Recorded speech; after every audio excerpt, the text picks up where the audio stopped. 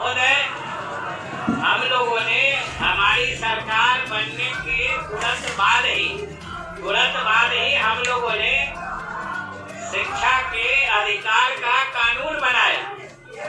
शिक्षा के अधिकार का और उसके तहत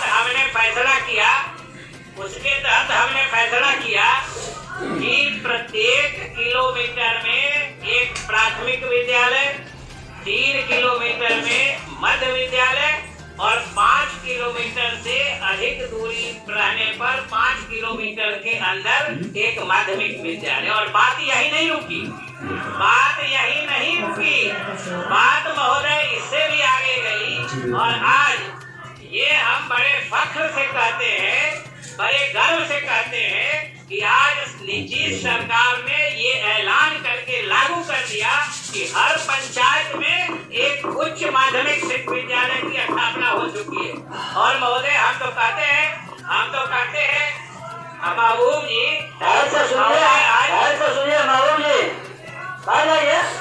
जो माननीय सदस्यों ने चिंता जाहिर की है, मैं आपकी चिंता से इत्तेफाक रखता हूँ इस मायने में। और हम स्वीकारते हैं कि अभी हमारे सारे उच्च माध्यमिक विद्यालयों में भवन और शिक्षकों की पर्याप्त व्यवस्था हम नहीं कर पाए हैं। ये स्वाभाविक। एक साथ 5,000 आप अपने समय में पता है कितना माध्यमिक खुला, और हम लोगों ने 5300 उच्च माध्यमिक विद्यालय एक साथ पंचायतों में खोल दिया। ये हमारी उपलब्धि है। और आप पूछ रहे थे कि क्या करना है महोदय, अध्यक्ष जी पूछ रहे थे कि आपके समय में क्या हुआ है, तो हम इनको बता देते हैं, खाली धीरज से सुनिएगा। जो आपके समय में क्या था और हमारे समय में क्या हो गया, नीति आयोग पर भी बोलेंगे। आप धैर्य से रखिए, बोल के उधर मत घूमिए, आप इधर देखिए, धैर्य से रहिए, उस पर भी बोलेंगे। महोदय, प्राइमरी विद्यालयों की संख्या ललित जी आपके समय में मात्र 37,000 थी, जो हमारे समय में बढ़कर 40,000 से भी अधिक हो गई। ये हम आपको बताना चाहते हैं। महोदय, अब मध्य विद्यालय का सुनिए। महोदय, अब मध्य विद्यालय का सुनिए कि आपके समय में मात्र 13,500 मध्य विद्यालय थे, और आज की तिथि में 29,000 से अधिक मध्य विद्यालय है। ये विद्यालय हमने खोला है। आप बार पूछ रहे थे महोदय। अब हम बताना चाहते हैं कि टीचर के बारे में बता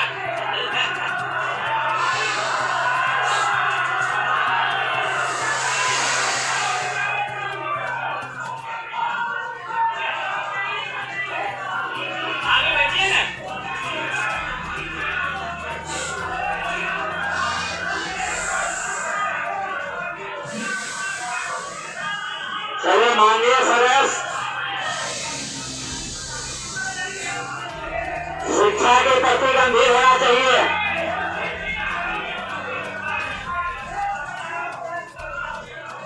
गंभीरता से सुननी चाहिए।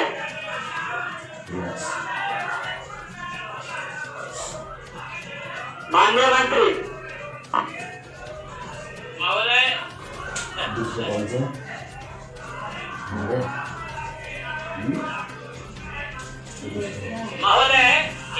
महोदय, एक चीज इनको जाते जाते हम सुना देना चाहते हैं कि उन्होंने कहा कि इनके समय में स्कूलों में बहाली, शिक्षकों की बहाली बिहार लोक सेवा आयोग के द्वारा की गई थी।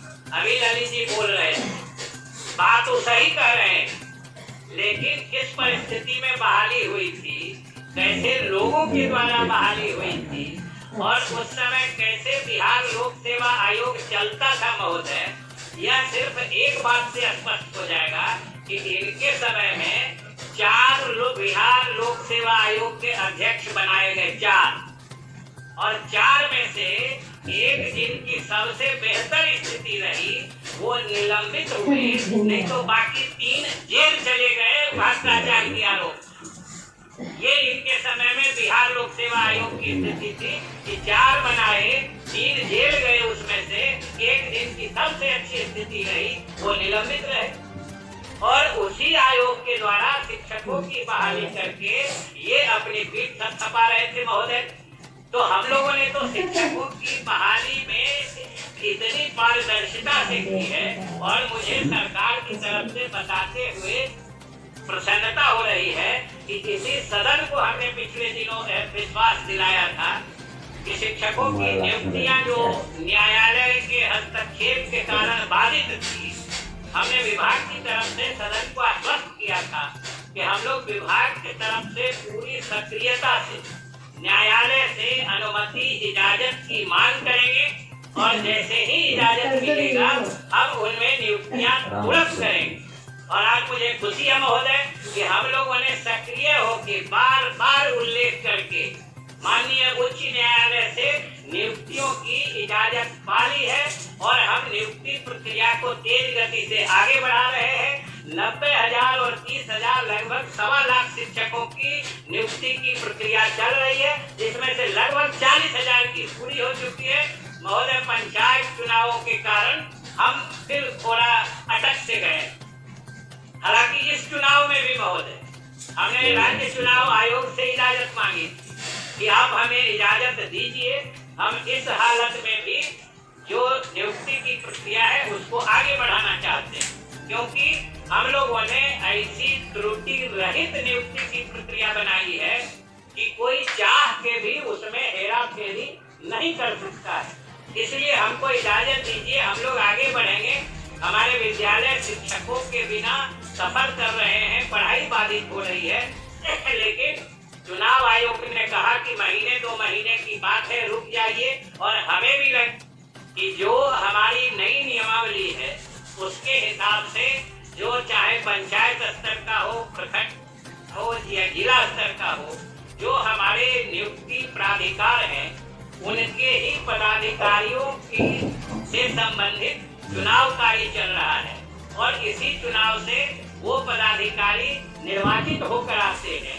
तो स्वाभाविक रूप से वो प्रक्रिया बीच में रुक गई है, और जैसे ही वो खत्म होगी हम लोगों ने पूरे अपने अभ्यर्थियों को ही आश्वस्त किया है कि अकारण परेशान कि हमने देखा है कि कभी कभी हो सकता है कि इन्हीं लोग के बहकावे में कुछ अभ्यर्थियों के बयान देखे हैं कि नियुक्ति पत्र के लिए अब धरना देंगे, शायद कुछ लोग बैठे भी हैं।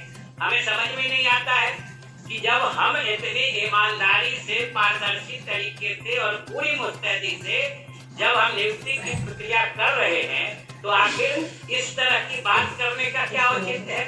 महोदय, आप भी जानते हैं कि पूरे प्रदेश में नियुक्ति की कार्रवाई चल रही है। कुछ पंचायतों में प्रक्रिया पूरी हो गई है, कुछ पंचायतों में जांच की कार्रवाई चल रही है, कुछ पंचायतों में अभी पूरी नहीं हो पा रही है। कई स्तर पर पंचायतों में ये मामला अलग अलग स्तर पर रुका हुआ है।